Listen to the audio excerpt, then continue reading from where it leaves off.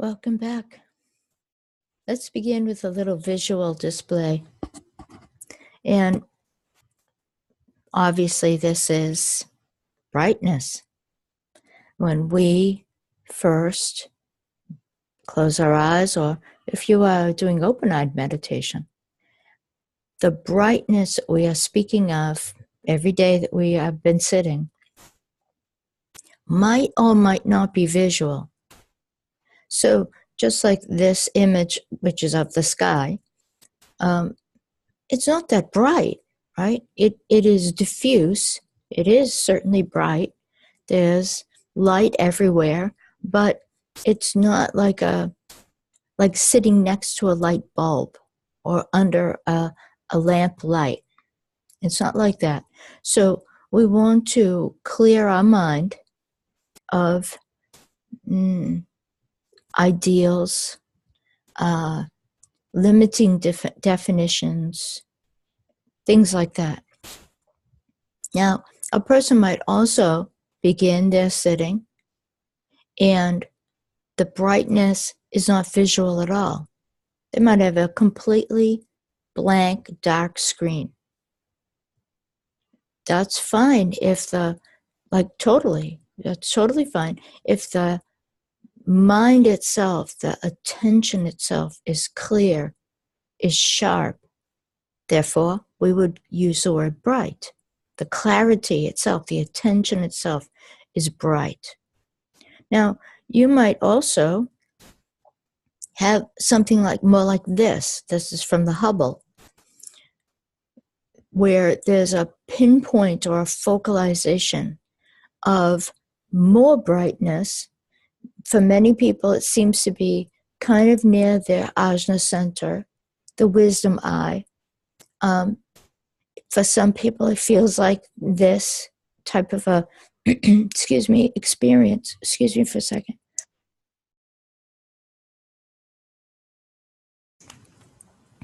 That this experience is focalized in the heart, that the heart is bright.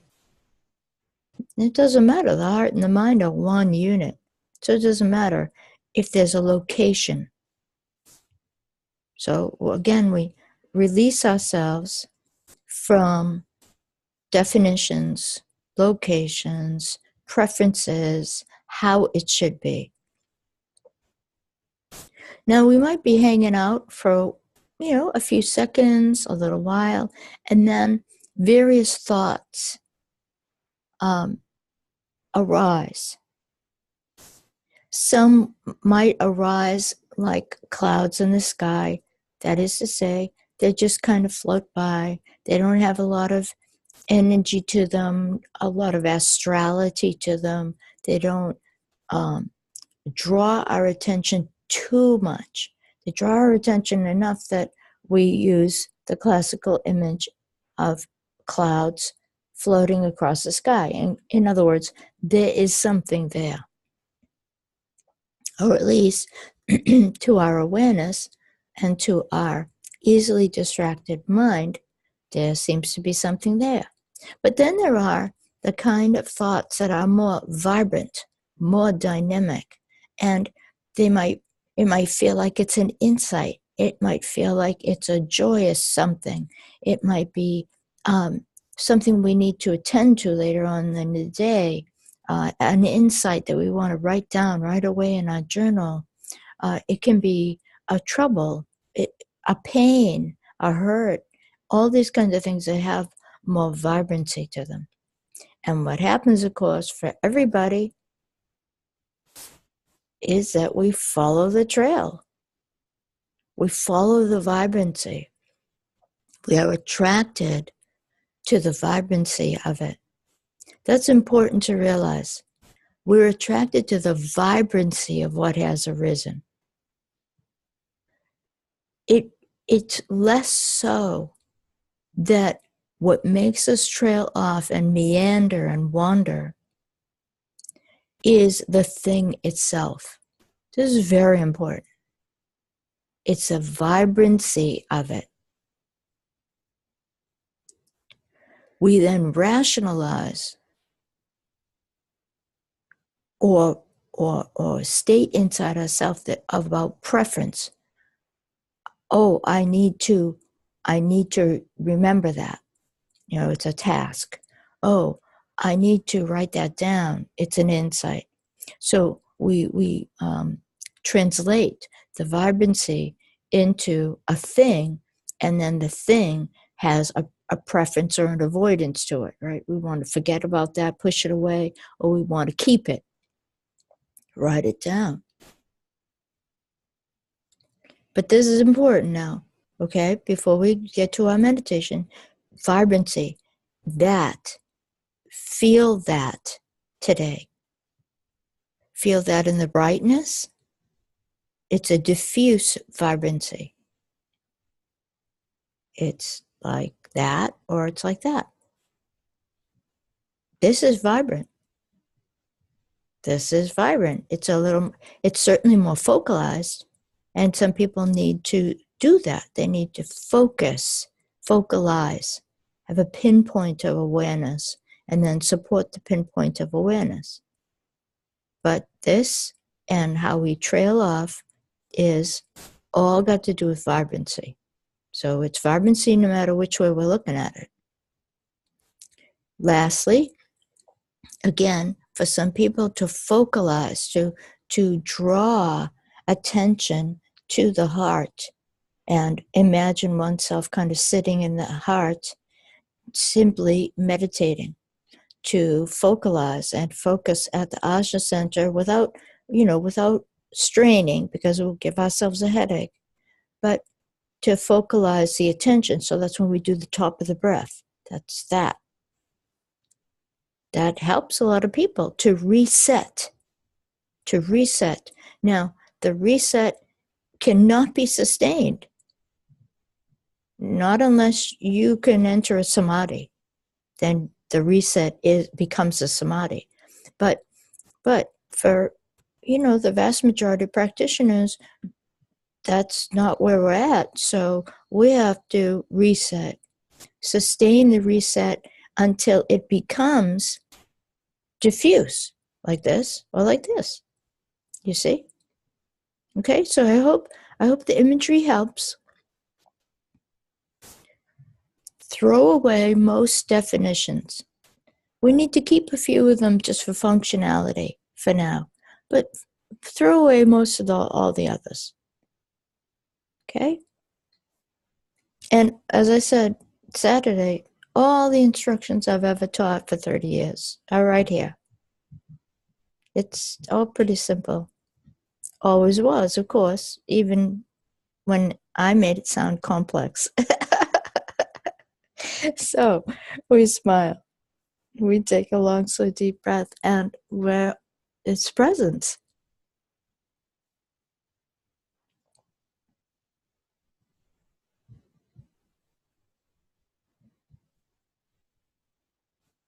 And if for you, it feels like you are settling into that is to say, settling meaning stabilizing into it, opening into it, merging into your own presence, that's perfect. If for you, and of course we'll do it all again, if for you, smile, breathe, presence, if all of that doesn't seem to need one more little step in, that's perfect too. Again, there's not a lot of wrong in meditation practice. There's myriad rights, correctnesses, okay? So assume that you're actually in the right, that is to say that you're fostering your practice. Assume that you're fostering your practice. Don't assume that you're doing something wrong, because that's probably not so at all. We smile. We breathe. And presence.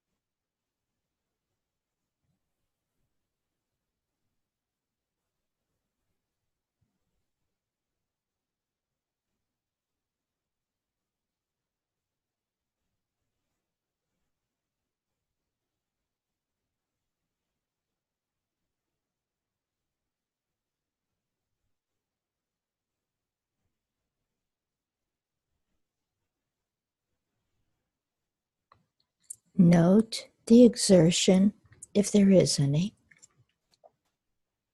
The exertion, which has its own vibrancy, of course. So it's a distinct vibrancy within the totality. And that the exertion is an attempt to reinstate or to keep stable the vibrancy that was there initially. So just like when we would watch the breath, and maybe you're doing that to support yourself, and that's fine. Maybe you're softening and opening to support this simplicity of presence, reality. All of it's fine. Just remember to not end up being like that Hubble image of the striations in cosmos, to not end up that exertion, because it has a vibrancy, ends up hijacking the moment. And it hijacks by, we get dogged about it. We repeat the same thing over and over again but the thing is a negative. We're pushing a rock up a hill kind of a thing. Okay? So once again, smile. If you need to shake it up, shake it up. You know how to do that. Long, slow, deep breath and presence.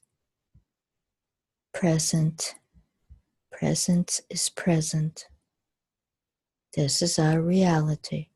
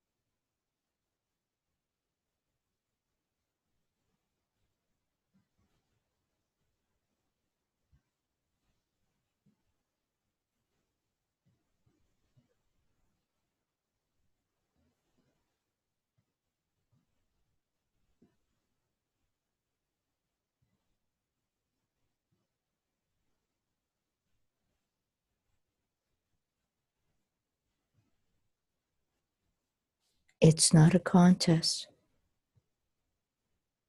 Don't be embattled with yourself. If we need to reset, just reset.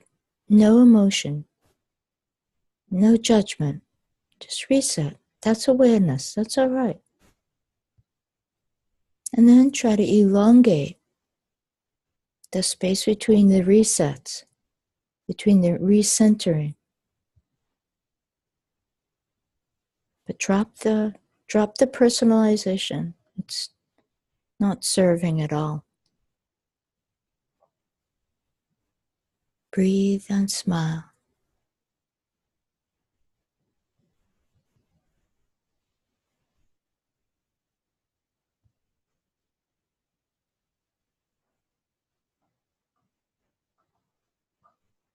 And at some point, of course, the smile is no longer on your face because your cheeks will hurt. It's inside. contentment, peace, serenity. These are bright too.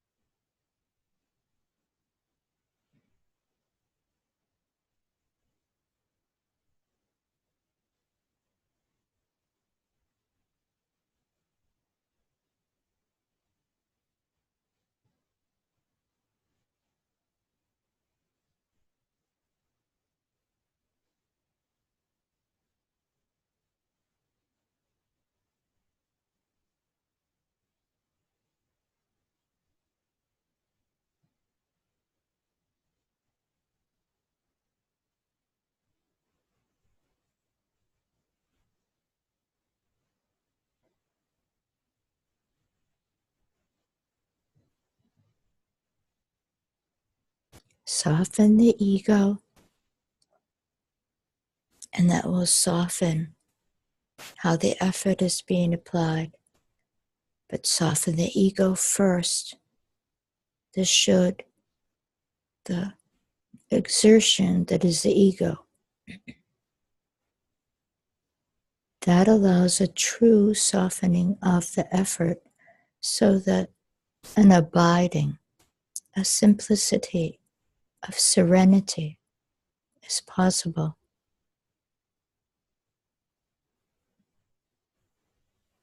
Vibrancy is still present, but now is not the exertion that kind of took over the vibrancy of the moment of presence.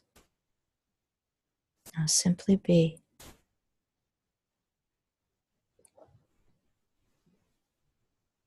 Acute, alert, present, simple, content.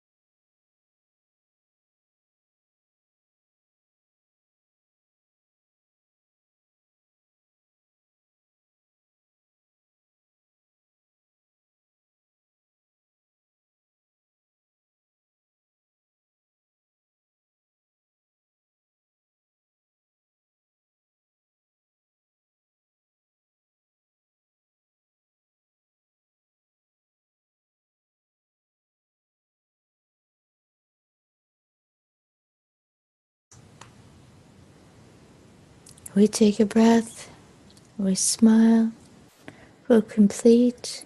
While most people are feeling vibrant, tranquil, peaceful, content.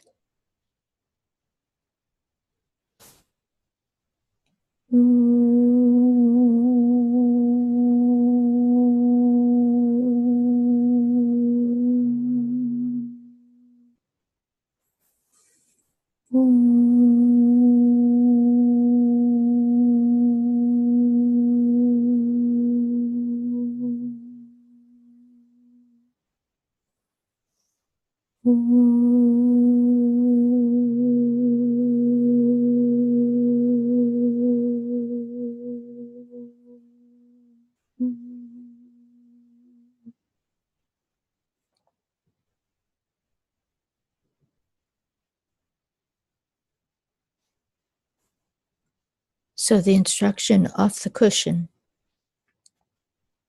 is to take note of the vibrancy that arises and is all around us all through the day. Take note of how vibrancy displays. It displays in our emotions, our attachments, our cravings, our happiness, our love for one another, our joy, our gratitude, the beauty all around us. Take note of vibrancy. That instruction, should anyone want to truly mature that instruction, will lead anyone to Mahamudra.